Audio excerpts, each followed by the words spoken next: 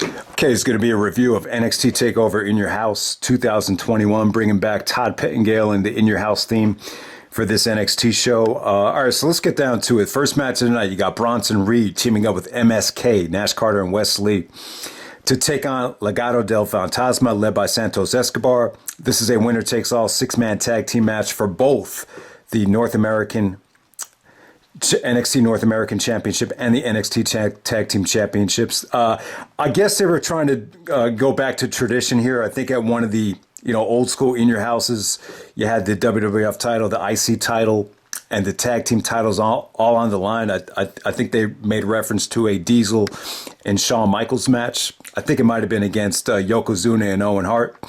But yeah, man, this felt like a King of Trios match. It really did feel really cohesive here. I thought, all these both teams really just worked, just some nice double team moves with both of these trios right here. It definitely had like a Chikara, King of Trios type of feel to it. Just really good stuff. Kind of over the top. There was one part of the match where it felt like there was like 10 Tope Con hellos like right over the top rope. So yeah, very spot happy, but at the same time, very cohesive though. It did feel like there was a lot of, just really, really good tag team work between both teams. Obviously, I think Bronson Reed stole the show. Just a lot of, high flying offense from him. Just looked really impressive because he's carrying so much weight. Probably the highlight of the match came when Santos was looking like he was mesmerized by the North American Championship, kind of took his eye off the ball, and then Bronson just tackled him, and he just went through that steel barricade. That kind of enabled MSK to hit their double team move to get the pinfall. But yeah, good stuff. It definitely felt like a solid trios match. Very well laid out. Good way to start off the show. Next up, you had Xia Li to take on Mercedes Martinez. And probably the worst thing of the night. It just didn't seem like Mercedes, had enough time to build any momentum right here. Xia pretty much won in dominating fashion. A lot of kicks from her. A lot of, kung fu oriented offense from Xia Li. It definitely looked like their match from the Mae Young Classic came off a lot better than this. But this was just overbooked right here. It definitely had a feeling of Mercedes, which is kind of, it just felt like they were kind of moving on from her here. Just definitely had that feel just with the aftermath. I mean, the aftermath was kind of corny. I guess it was Mei Ying, the girl in the costume with the hoodie and the mask and everything. It felt like they were building up to something huge, and it just kind of fell flat, this whole aftermath right there. But yeah, man, not an awful match, but it just didn't look like it was. It just didn't come across as wrestling based as that Mae Young Classic match looked like. I didn't see the Mae Young match, but they showed highlights of it. It just looked like it was more of a, old school Shimmer match than this ended up being. All right, next up you had LA Knight taking on Cameron Grimes. This is a ladder match for the vacant $1 Million Championship. You had the $1 Million Man Ted DiBiase sitting at ringside, which I thought really, added to the match. But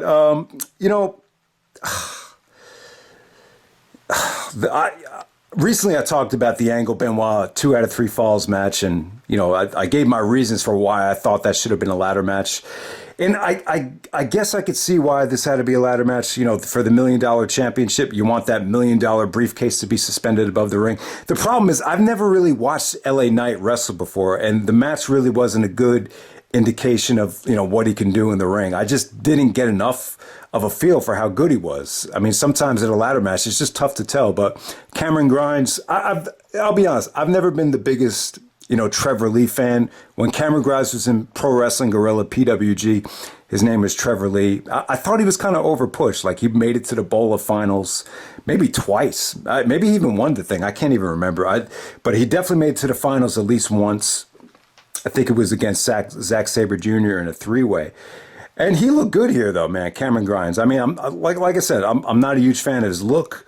His look is very influential in terms of, being this kind of, I guess they're trying to make him out to be like this this movie buff where he's into money, he's wearing the hat and everything. I could kind of see why he was in this match with the $1 Million Man. It definitely kind of made sense given what they're kind of, they've been building up the character quite well, from what I've seen. And but I gotta say, I thought Cameron Grimes really carried the match in terms of his offense.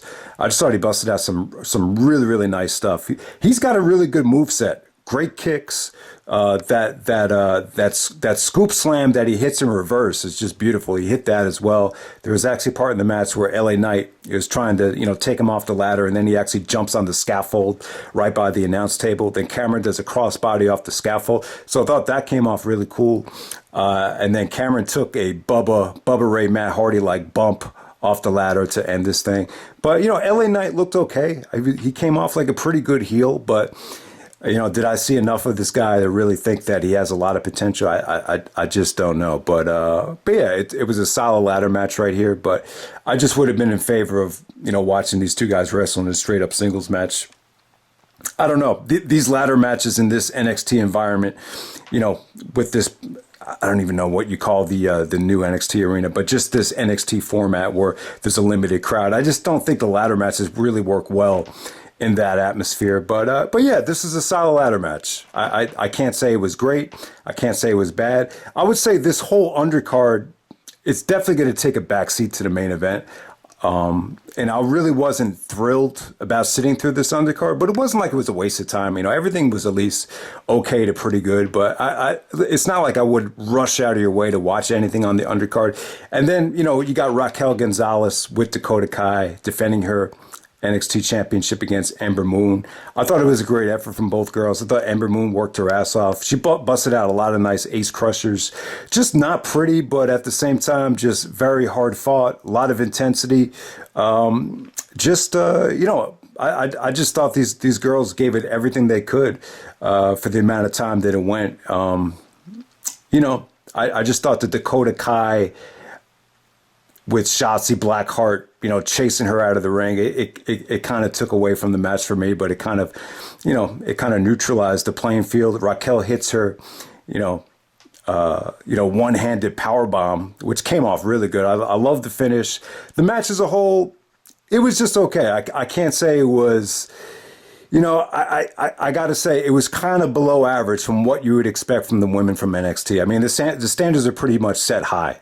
I would definitely say that, especially what we saw with Io Shirai's title reign. If you even want to go back to, Asuka and even, if you want to even go back to, Sasha Banks and Charlotte, it just felt like a step down from what you'd usually see between the women's on an NXT takeover. But to say the match was bad or not good, I wouldn't go that far. It was still solid stuff.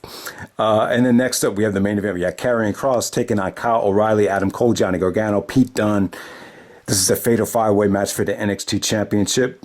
Awesome stuff right here. Karrion Kross defeated Finn Balor for the NXT title a couple weeks ago on USA on live TV. And, it was, you knew it was going to happen again. Karrion Kross had to vacate the title due to I believe it was a pectoral injury last summer. So you knew he was going to win the belt again to see how well this experiment will play out. And, Adam Cole cut some really good promos about how he's overhyped, overrated with,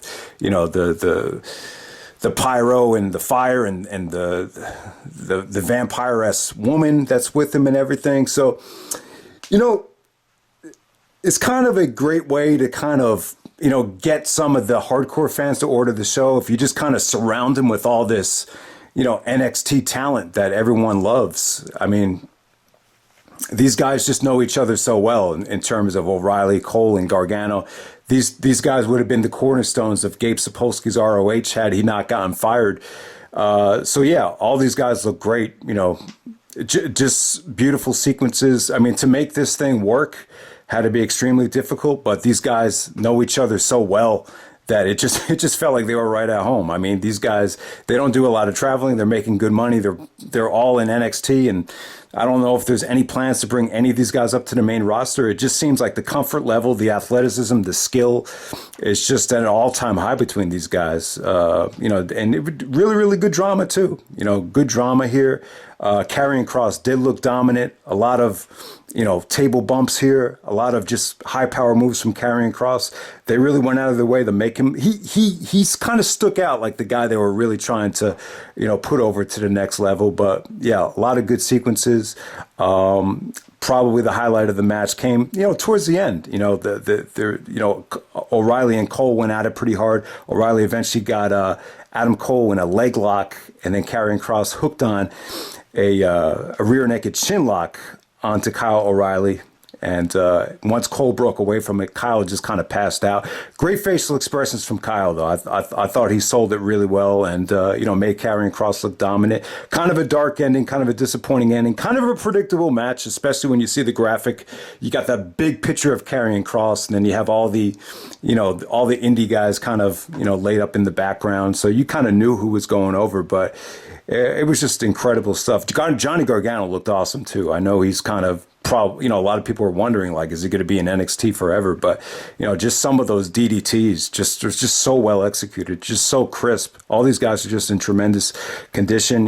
Pete Dunne, kind of the dark horse of the match. I thought he had some beautiful counters with, going to work on the phalanges when, Karrion Kross was going to make him choke out, and I thought he fought pretty well here. Just everything in this match, just a lot of replay value too. Just a lot, just very long, and I would say better than the Iron Man match. I thought the Iron Man match, a lot of that felt like filler.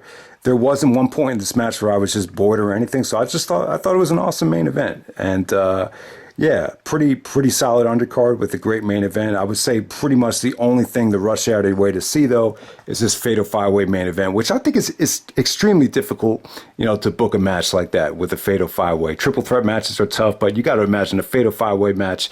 They're very rare because, I think very, very few combinations can pull it off this smoothly and this effortlessly, but they pretty much did it. So if you haven't seen it yet, go check it out. All right.